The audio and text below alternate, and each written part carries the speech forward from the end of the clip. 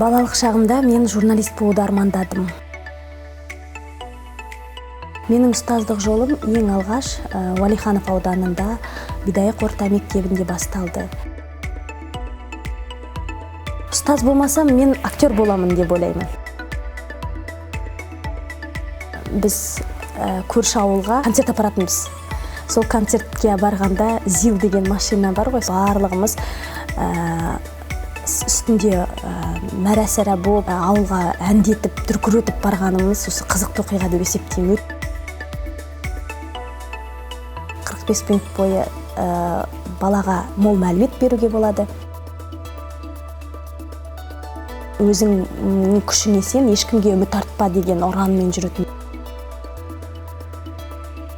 Ең біріншіден Абай жолын оқуға оқушыларға кеңес берер едім. Одан кейінгі менің жақсы сүйіп оқитын ақынның бірі ол Мұқағали Мақатаев өлеңдері.